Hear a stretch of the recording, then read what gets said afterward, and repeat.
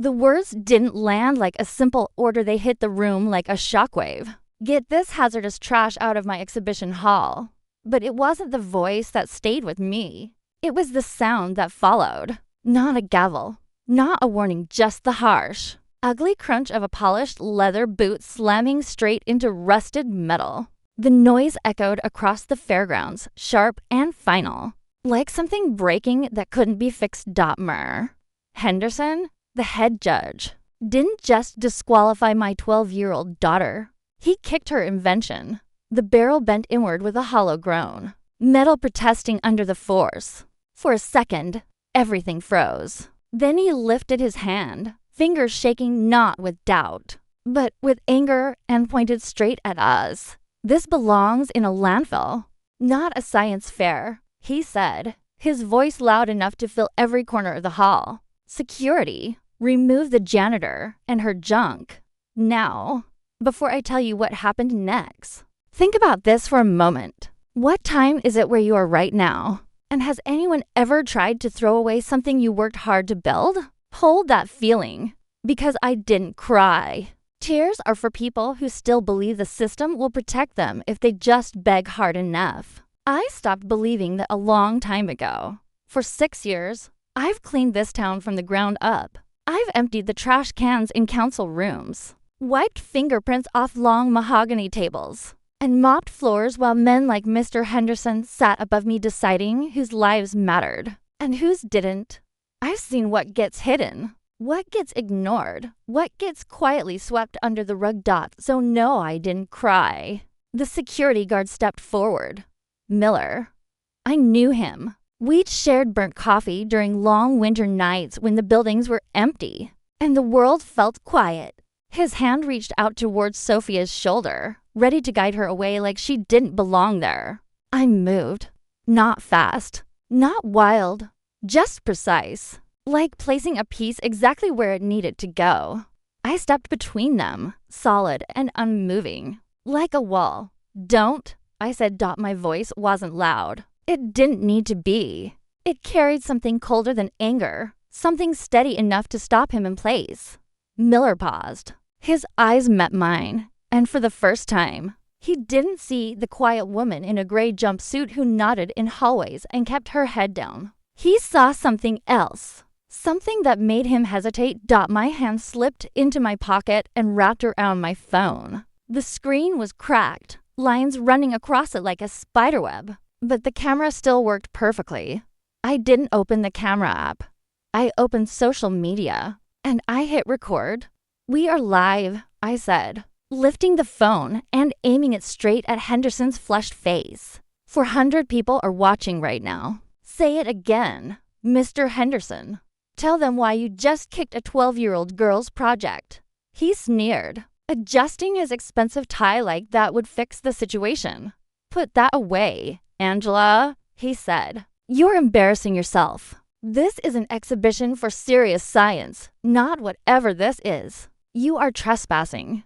He thought I was just another desperate. Mother. He thought shame would silence me. He thought I would shrink because I was the help. He forgot something important. The janitor sees everything. We see the papers that never make it into official records. We see the worry in council members' eyes when reports come back marked in red. We see what people try to hide. You call this filtration system hazardous trash, I said, keeping the phone steady, my hand still as stone. That's interesting, because this barrel is the only thing in this room designed to filter out the heavy metals leaking into our groundwater from the old chemical plant.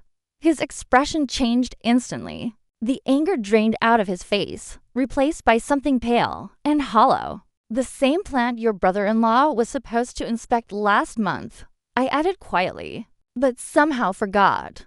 The room went silent. That's slander, he hissed, stepping closer. I'll have you arrested. It's not slander if we have the test results, I replied. I didn't raise my voice. I didn't need to. The silence carried every word farther than shouting ever could. Sophia tested the water from the school fountains yesterday. I continued. Do you want me to read the lead levels to everyone watching? Or do you want to step back? I moved closer to him. just enough to make him uncomfortable. The phone still capturing every second. Touch my daughter, I said, calm and steady. And I won't file a complaint you can bury. I'll take this barrel to the news. I'll pour a glass of the water you say is safe, and I'll ask you to drink it. Miller stepped back. He looked at Henderson, then at me. He knew who had power, but he also knew what was at stake. Slowly, he lowered his hand. I didn't smile. I didn't celebrate. I just held the phone steady, like a mirror they couldn't look away from. We're not leaving, I said, and neither are you. People might think I fought because I'm a mother, and yes, that's part of it. But that's not the whole truth. The truth is harder. For 6 years, I learned how to disappear. I learned to clean without being noticed, to fix things before anyone realized they were broken, to stay quiet so I could survive. I ignored the mold, the dirty water, the problems no one wanted to talk about. I told myself silence was the price of stability. But Sophia never learned that lesson. While I was working, she was reading old chemistry books I pulled from recycling bins. While I worried about rent, she drew blueprints on the backs of eviction notices because we couldn't afford notebooks. That filtration system cost $150. That was a month of groceries. It was the difference between real food and instant noodles, between replacing shoes and patching old ones with tape. I gave her the money anyway, not because I thought she'd win anything, but because I saw what she was building. She didn't see trash. She saw possibility. And when Henderson kicked that barrel, when he tried to crush that spark inside her, something inside me broke to not just anger, shame. Shame that I had spent so long making myself small that I almost let them do the same to her. The moment his boot hit that metal, everything changed. The silence I had lived in for years shattered. I understood something clearly for the first time. My silence wasn't protecting us.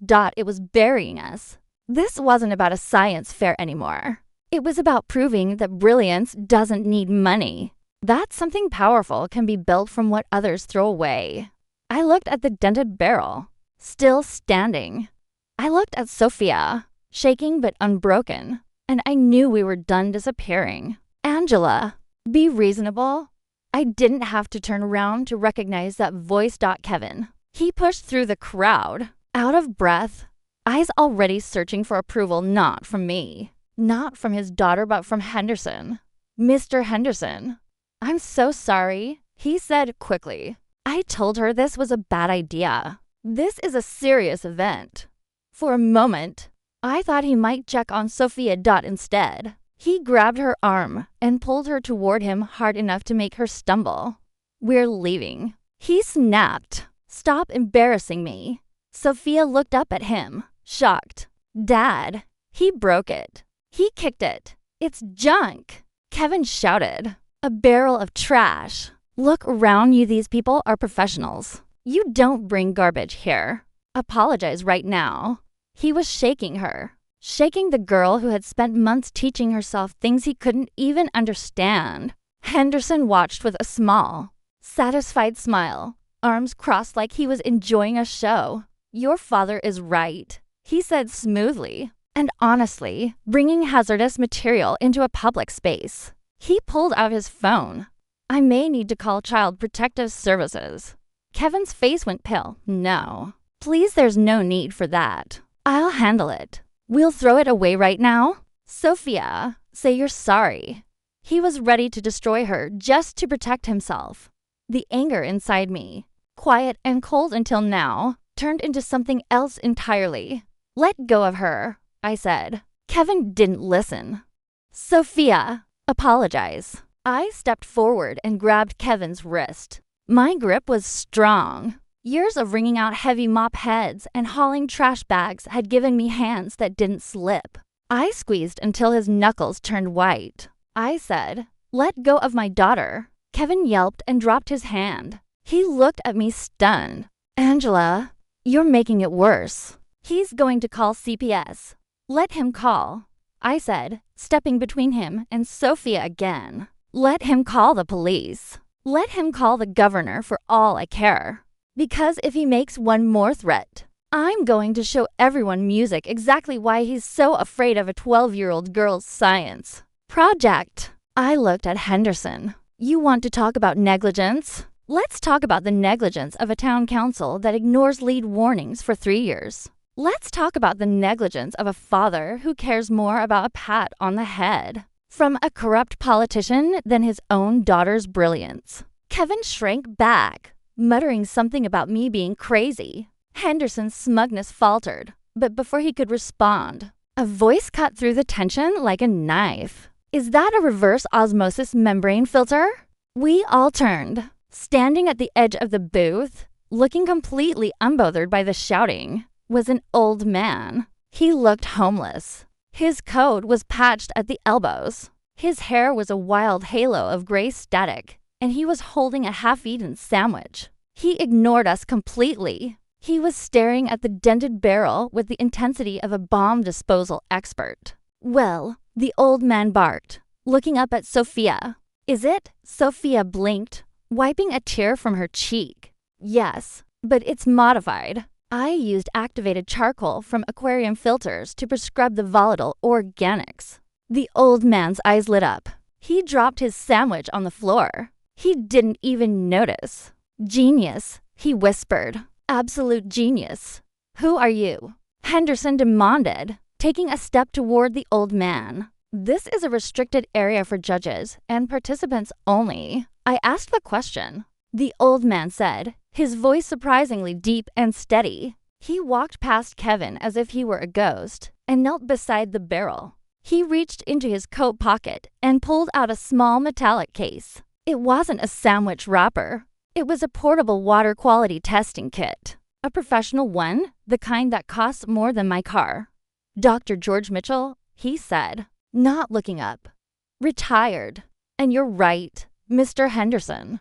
This is restricted. Restricted to people who actually understand chemistry. He flipped open the kit. Vials, reagents, a digital meter. He moved with the practice efficiency of someone who had done this 1,000 times. He took a sample of the dirty water from the intake bucket the sludge Sophia had collected from the creek behind the factory. He ran the test. The meter beeped. He looked at the reading, then at Henderson. Cadmium levels are off the charts, Mitchell said calmly. Just like the last report you buried. Henderson froze. I don't know what you're talking about. Mitchell ignored him. He took a clean beaker and placed it under the output spigot of Sophia's filter. He turned the valve. Clear water trickled out. He didn't just test it. He held the glass up to the light, inspecting it for particulates. Then he did something that made the entire room gasp. He raised the glass to his lips and drank it. My heart stopped. That water had been poisoned 10 minutes ago. It was runoff from the old chemical plant full of things that could burn your insides. Mitchell swallowed. He lowered the glass. He smacked his lips. Clean, he announced. Better than what comes out of the taps at City Hall. He stood up and looked at Sophia. You used a dual-stage filtration process, didn't you? Mechanical separation for the solids, then chemical absorption for the toxins. Sophia nodded, her eyes wide. I read about it in a book about industrial waste management. But I couldn't afford the industrial filters, so I made my own. You made your own? Mitchell repeated, shaking his head in wonder. Out of scraps. He turned to the crowd. He looked at the parents who had sneered at us. He looked at the judges who had dismissed us. He looked at Kevin, who was still cowering in the corner. This girl just solved a problem that has baffled teams of engineers with million-dollar budgets. Mitchell said she built a functional, scalable water purification system for less than $200. And you people. He gestured around the room with disgust. You people kicked it because it wasn't pretty. Henderson stepped forward, trying to regain control. This is preposterous. Who are you to come in here and lecture us? You're obviously just some crazy old man. I told you who I am, Mitchell said, his voice hard. I'm George Mitchell. Does the name ring a bell?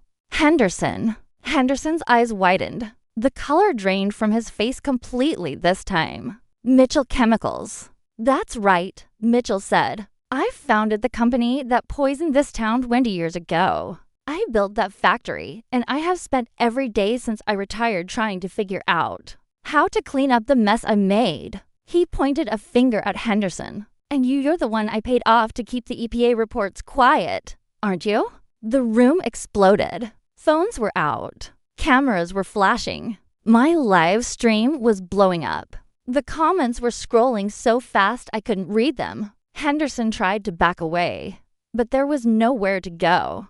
The crowd had formed a circle around us. Miller, the security guard, had moved to block the exit. I never, Henderson stammered. Save it for the grand jury, Mitchell said. He turned back to Sophia. He reached into his coat again and pulled out a checkbook.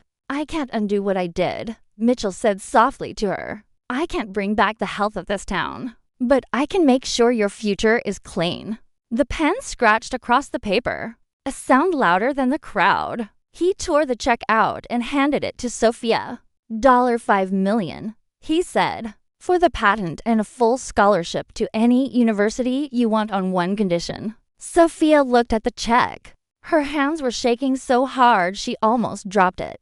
What condition? You let me help you build this? Mitchell said. You let me help you save this town. Sophia looked at me. I was crying now. Real tears. Not tears of sadness, but tears of relief so profound. It felt like my soul was exhaling for the first time in years. She looked at her father. Kevin was staring at the check, his mouth open, a greedy light kindling in his eyes. He took a step forward. Sophia, honey, that's amazing. Sophia stepped back. She looked at him with a coldness that broke my heart and healed it all at once. She said, there is no we. You kicked it, Dad.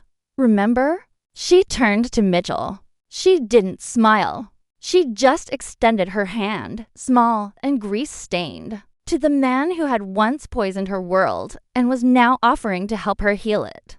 Deal, she said. Henderson tried to slip away, but Miller put a hand on his chest. I think the police are on their way, sir, Miller said, a grim smile on his face. You might want to stick around. I looked at the barrel. The dent from Henderson's boot was still there. But now it wasn't a mark of shame. It was a battle scar. It was proof that we had one. Let's go, I said to Sophia. We walked out of the exhibition hall together, hand in hand. The sun was shining outside, bright and warm on our faces. The air smelled of funnel cakes and popcorn, not ozone and fear. I looked down at my daughter. She was still clutching the check, but her eyes were fixed on the horizon. Are you okay? I asked. She looked up at me. I'm better than okay, Mom. I'm ready. 6 months later, Henderson was indicted on 12 counts of environmental negligence and bribery. Kevin was still trying to call, but his number was blocked on every device we owned. And Sophia was in a brand new laboratory built on the side of the old factory. The walls were white and clean. The equipment was state-of-the-art, and on the wall, framed in glass, was a dented, rusted barrel with a boot print on the side. She poured a glass of water from the tap. It was crystal clear. She took a sip, smiled, and handed it to me. To the future, she said. To the rust, I replied, clinking my glass against hers. Because sometimes the most valuable things in the world aren't the shiny ones. They're the ones that have been kicked, dented, and thrown away. They're the ones that survived. If you've ever had to build your dreams out of someone else's scraps, share this video. Let's remind the world that diamonds aren't found in jewelry stores. They're found in the rust,